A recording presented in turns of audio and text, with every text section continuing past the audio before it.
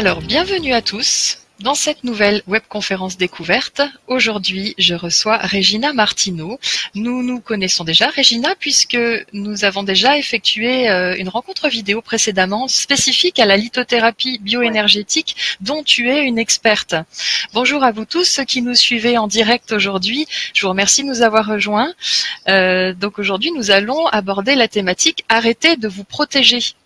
Alors Regina Martineau, pour les personnes qui ne la connaissent pas, je vous invite déjà à regarder notre précédente vidéo sur la lithothérapie bioénergétique et elle enseigne en fait depuis de nombreuses années en France et en Italie.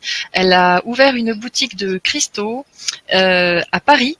Cristaux et minéraux, donc c'est sa spécialité. C'est une experte aujourd'hui reconnue dans ce domaine. Elle a écrit de nombreux livres et notamment sur la shungite, qui est vraiment, on va dire ça, on l'appelle la papesse de la shungite. Alors c'est vraiment son rayon.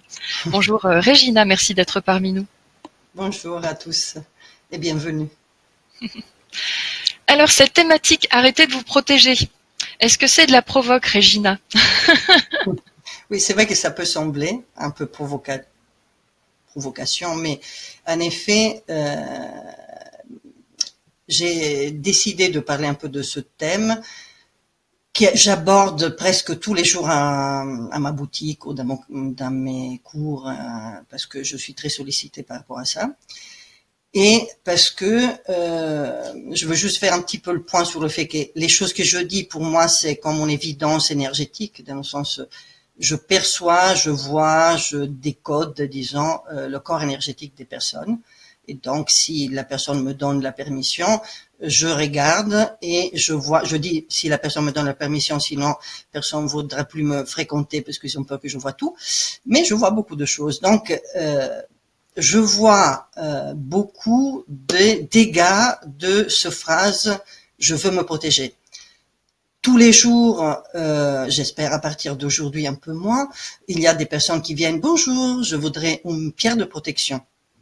Et donc, après, je dis « Ok, ben moi je fonctionne pas comme ça, je fonctionne pas dans la pierre de protection ». Après, je vais développer tout ça, vous allez comprendre tous les détails de qu'est-ce que c'est une pierre de protection selon beaucoup de personnes et selon moi, ça n'existe pas. Pourquoi? Et déjà, donc, beaucoup de personnes me posent cette question. Je voudrais me protéger. Et donc, je décode beaucoup de blocages qui sont dus déjà au fait que la personne se dit « il faut que je me protège ». Et donc, beaucoup de blocages que je trouve sur les personnes, surtout depuis les derniers 6 mois, c'est encore pire, qui sont créés par l'idée qu'il faut se protéger. Et donc, ça veut dire protéger. Par exemple, si je te dis, à toi aussi Estelle, par exemple, voilà, protège-toi.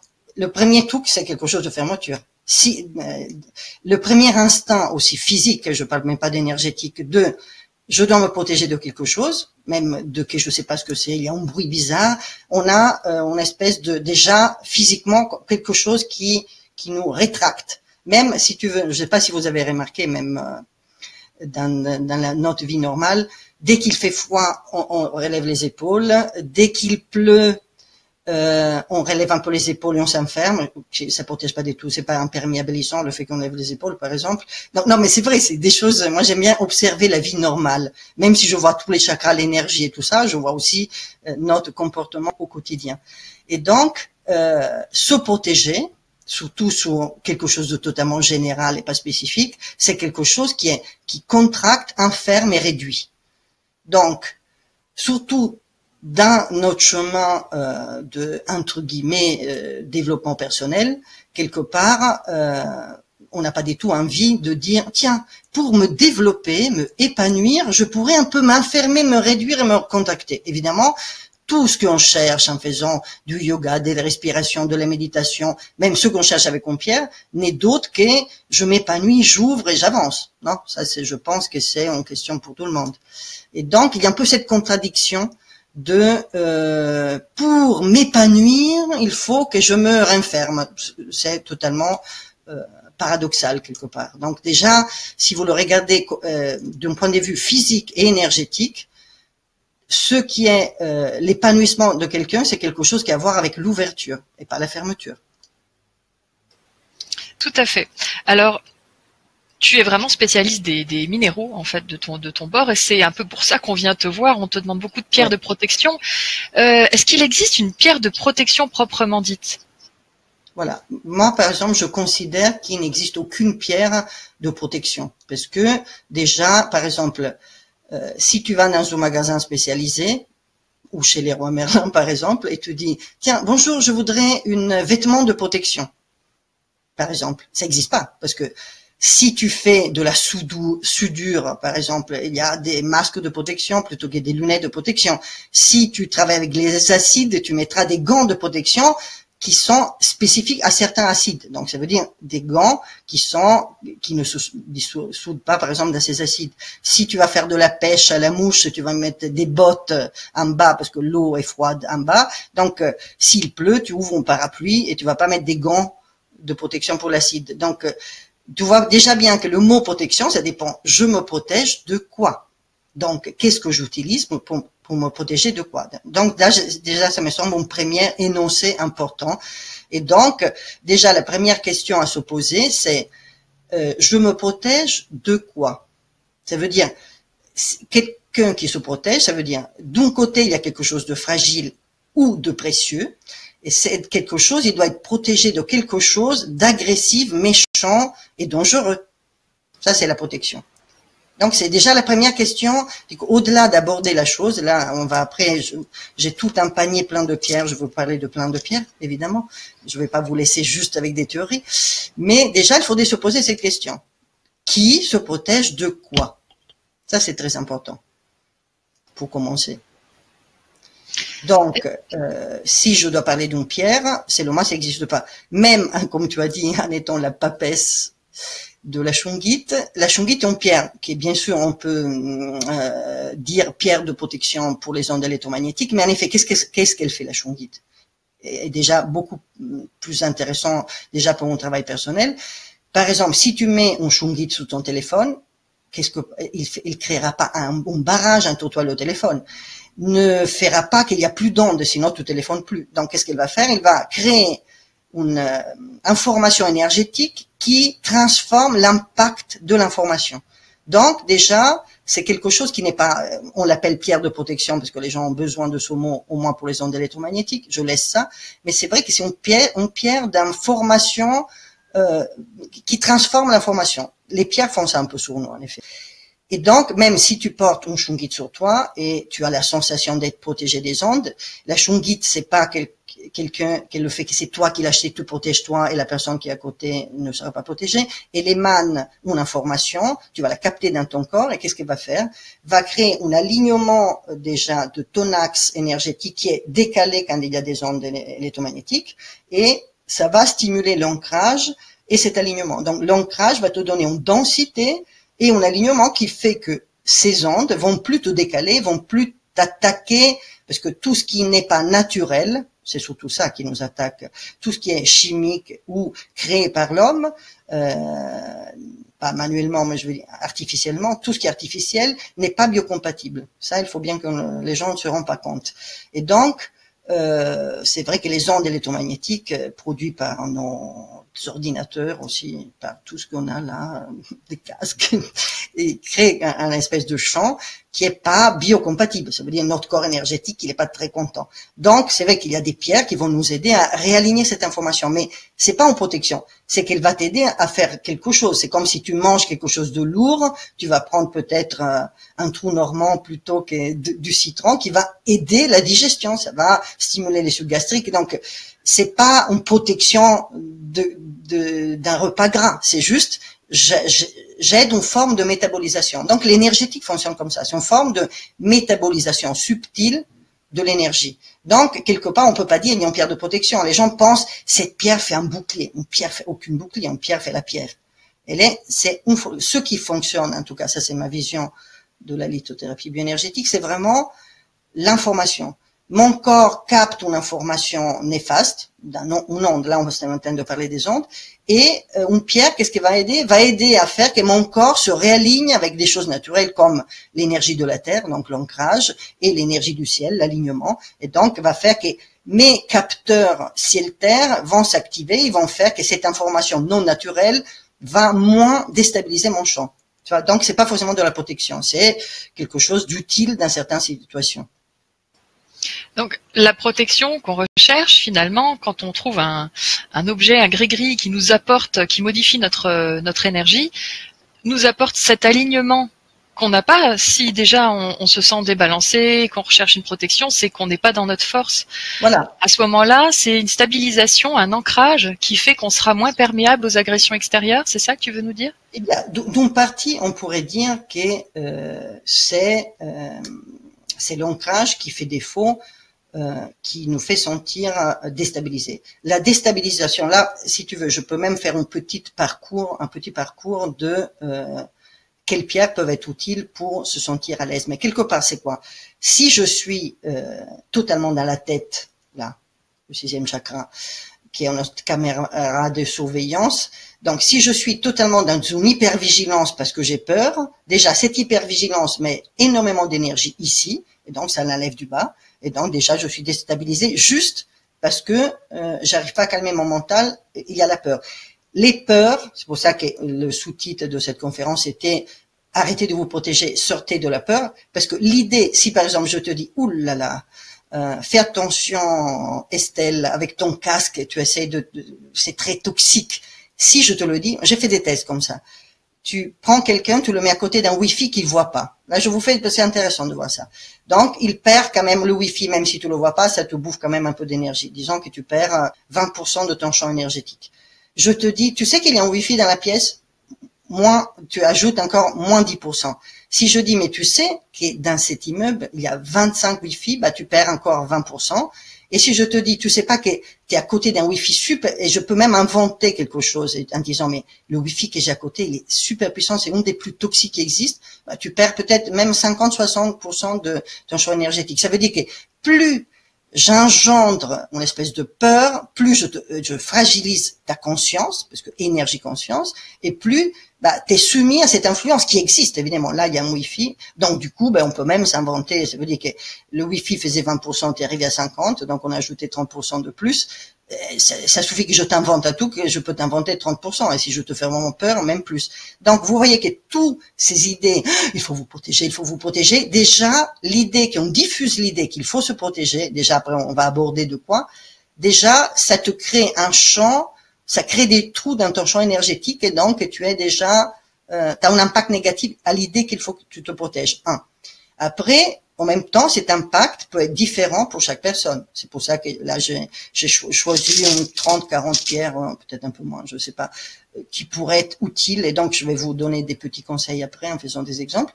Et donc, déjà, tu vois bien qu'il y a déjà l'idée de la peur de quelque chose crée un champ adverse. Et tu le crées avec ton esprit. Ça veut dire, tu le crées avec l'idée que j'ai peur que. Donc après, tu as peur que on m'a dit qu'il faut me protéger. Voilà. Donc du coup, ça crée déjà un problème.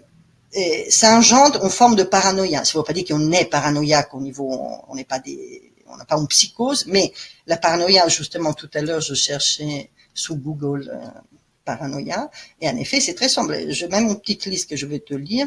Alors, paranoïa, trouble qui se manifeste par une méfiance exagérée des autres et un sentiment de persécution. C'est exactement ça qui fait que tu veux une pierre de protection. Autres mots-clés, méfiance, orgueil, hypertrophie du moi, susceptibilité, rigidité, soupçon, absence d'autocritique. C'est génial.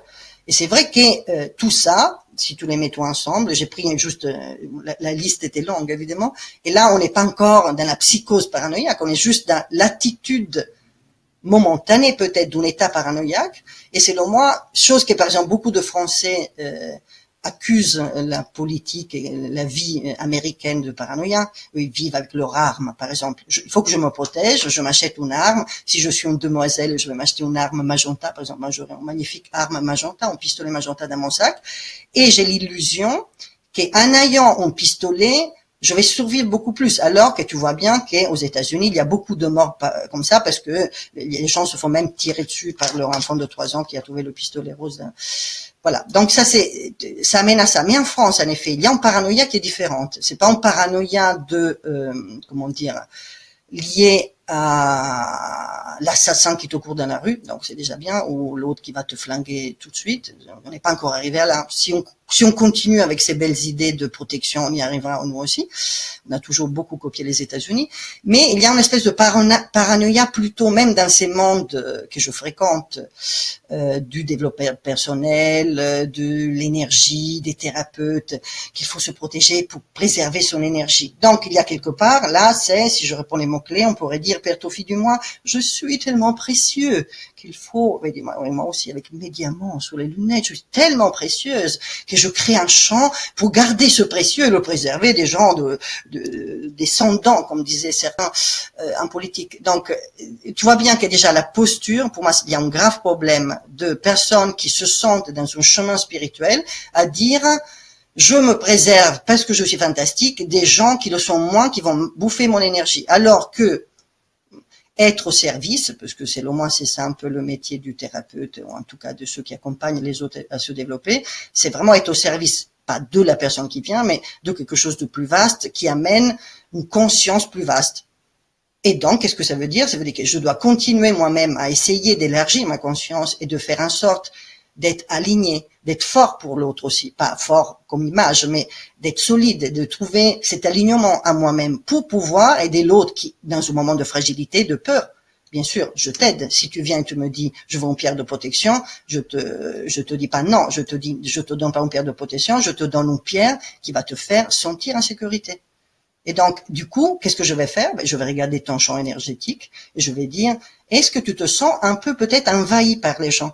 Oui, c'est ça, je me sens, parce que tu te sens pas à ta place. Oui, c'est ça. Je te donne une pierre, là, je la cherche dans ma trousse, par exemple, dans cette phrase-là. Je dis pas, ne le prenons pas généraliste, mais on pourrait prendre une bronzite, qui sont très belles pierres, qui amènent une sensation de centrage dans le troisième chakra. Donc, par exemple, le troisième chakra, c'est là au nombril, je ne sais pas si vous voyez, voilà, c'est le jaune. Et donc, on va se sentir à sa juste place. Donc, si tu prends ta place, tu vas pas être envahi. Les personnes qui se font envahir par les autres, c'est des gens qui ne sont pas à leur juste place. Donc, tu vois bien que c'est une espèce de mélange d'aller voir où c'est le vrai problème. De ne pas dire quelque chose de généraliste, protection. Mais par exemple, une autre personne dira, oui, je me sens attaqué la nuit, je fais des cauchemars, et il y a des choses, je me sens pas en sécurité. Donc là, tu vois, ça n'a rien à voir avec le troisième chakra, par exemple. Ça pourrait être plus quelque chose qui a à voir avec le septième chakra. Ça veut dire que quand tu es conscient dans la journée, tu es aligné, et dès que tu lâches, parce que quand on va dans la nuit, on passe à une étape différente de notre conscience, donc on lâche la surveillance et on lâche l'emprise du premier chakra et on va plus dans notre corps de rêve, dans d'autres, on va plus vers notre inconscient. Donc peut-être la problématique est dans l'inconscient. Donc allons voir où c'est. Donc je peux regarder énergétiquement, ça peut être des chakras partie dorsale derrière, ou ça peut être au septième chakra. Ça veut dire que quand tu lâches ta surveillance du jour, tu as peut-être tu captes trop de choses et ta conscience n'est pas encore apte à intégrer toutes ces informations ou toutes ces visions ou même tu vois des entités, des choses. Je sais pas, beaucoup d'enfants par exemple. Beaucoup d'enfants, quand on dit ils font des cauchemars, c'est juste que les parents sont trop dans la rationalité, donc ils peuvent pas les accompagner à parler de quelque chose qui est au-delà du voile, non, quelque chose qui fait partie plus de l'inconscient familial plutôt que d'autres dimensions. Et donc c'est vrai qu'on va par exemple travailler avec ça c'est un lépidolite ou un améthyste, et ça alors par exemple tous les utilisent la nuit. Alors cette angoisse qui surgit la nuit, c'est pas une protection, ça te protège pas du tout des entités. Ça fait quoi? C'est que tu vois des choses avec ton inconscient. Et la pierre va pacifier ce que tu vois. Ça veut dire que ce que tu vois, c'est quelque chose que tu dois voir. Parce que si tu le vois, ça veut dire que tu as accès à ça. Et donc, ça peut être une belle pierre. Tu vois, donc c'est vraiment, on peut chercher énormément de pierres. Après, là, je cherche, par exemple, d'autres problèmes que je vois souvent, des gens qui sont déjà convaincus qu'il faut se protéger et disent, oui, il faut que je me protège. Et donc, ils se mettent dans une posture où là, par exemple, on a un chakra entre le cœur et le gorge, on a un chakra là où j'ai mon pendentif là, moi j'appelle chakra turquoise parce que c'est une fréquence secondaire, qui est le chakra de l'empathie par exemple. Et donc, ça veut dire je suis en empathie et j'accueille les émotions des autres. Et donc, ce chakra, s'il est en excès, j'accueille trop les émotions, et donc après j'ai envie de dire, il faut que je me protège des émotions des autres, alors que c'est toi qui vas chercher de prendre tout ça. ou ton cœur qui est trop ouvert devant et bloqué derrière, parce que moi je travaille aussi avec les chakras partie devant, partie derrière, partie centrale, pour avoir beaucoup plus de décodage et des pierres qui travaillent plus devant, tous les dynamiques. Et donc, et du coup, qu'est-ce que je vais faire? Si je suis trop dans la super protection de l'autre, ça veut dire que je fais pour l'autre et je peux pas faire pour moi. J'ouvre tellement mon cœur devant, surtout si j'ai des enfants petits. Après, maintenant ils ont 38 ans, mais c'est resté un peu trop ouvert. Donc ils sont là toujours de la super protection de tous les enfants et de toutes les personnes, même les thérapeutes souvent. Oui, je dois protéger l'humanité entière. Et donc ce cœur hyper ouvert, ça va tout capter. Et donc si tu captes tout, et après tu accuses l'autre de te voler de l'énergie, alors que c'est toi qui as jeté l'énergie à l'autre qui t'a rien demandé. Souvent, les enfants de ces personnes, ils se sont hyper envahis, par exemple, de ce type d'énergie. Et donc là, je vais travailler avec mon opale rose. Ça veut dire, je vais avoir, qu'est-ce que c'est la partie de moi, je parle du cœur, qui veut toujours donner aux autres pour être aimé, parce que je me sens en insécurité, au fond, de est-ce que je suis vraiment aimable? Est-ce que je peux recevoir? Et donc, si je pense que je peux recevoir, je dois continuer à émettre trop d'amour qui capte tout, et donc après je suis envahi, parce que je peux plus recevoir, parce que le mécanisme s'est arrêté. Et donc là, on va par exemple utiliser une opale rose, et l'opale rose va t'amener à voir, alors est-ce que tu as vraiment besoin de lancer des milliards de pétales de roses à tout le monde en disant ils me les volent, alors que si tu te mets dans l'écoute de tes besoins du cœur, peut-être tu vas recevoir ce qui est juste. Donc je me mets au centre, c'est ça, ça serait la vraie attitude du cœur, je donne et je reçois. Pour moi, c'est comme la respiration. Est-ce qu'on peut dire aujourd'hui je fais qu'inspirer, demain je vais expirer, mais aujourd'hui je vais inspirer, c'est trop beau, je vais expirer. C'est automatique, on doit inspirer, expirer. On peut faire un peu de pranayama, faire des suspensions et faire des effets spéciaux. Mais on est toujours, donc même notre cœur, par exemple, il est toujours dans cette je donne et je reçois. Donc quand nous sommes dans ce lien, dans cet espace de justesse, souvent on n'a plus la sensation que l'autre nous vole de l'énergie. Dans les années 60, il y avait plein de films, 60-70, où il y avait sous la Croisette, dans le sud de la France, des gangsters. Après, il y avait des mallettes pleines d'argent et des gens sur des grands hôtels, ils s'ouvraient, mais il y en avait plein, il n'y en avait pas qu'un. Et tu avais tous ces billets de banque qui flottaient dans l'air et plein de gens dans la rue les prenaient. C'est un peu ça. Si tu donnes ton amour après un billet de banque, quand il arrive dans la rue, tout le monde peut le prendre et tu peux pas dire on me l'a volé, c'est toi qui l'as jeté. L'énergie est comme ça. Beaucoup de gens qui ont cette attitude, par exemple du cœur, ont la sensation qu'il faut qu'ils se protègent parce qu'on leur vole de l'énergie. Alors que c'est leur propre façon de faire. C'est comme si tu vas en voyage, tu prends ton sac et tu poses ton sac ouvert avec le porte-monnaie dans un endroit où il y a plein de gens qui gagnent un centième de ce que tu gagnes tous les mois. Il y aura peut-être quelqu'un qui, pour nourrir ses enfants, il sera tenté de prendre ton porte-monnaie. Il est même pas méchant. L'énergie est comme ça. Donc, il n'y a pas de vampire énergétique. Ça aussi, c'est peut-être, je pourrais presque faire une conférence qui est sur ça. Il y a que la personne, on est responsable dans notre lien énergétique au monde. Ça, c'est important. Parce que évoluer, pour moi, c'est vraiment devenir responsable de son attitude. Donc, après, nous, les thérapeutes ou les accompagnateurs, au-delà même de la lithothérapie, on est là pour t'aider à voir où c'est l'endroit qui est terrifié, l'endroit qui est déréglé. Donc, si on va le trouver, après, tu auras une sensation de sécurité. Ah, c'est beau de donner et de recevoir. Ah, c'est beau d'écouter mon besoin du cœur. Donc, déjà, ça, on a une autre solution. Il peut y avoir, je peux te faire énormément d'exemples.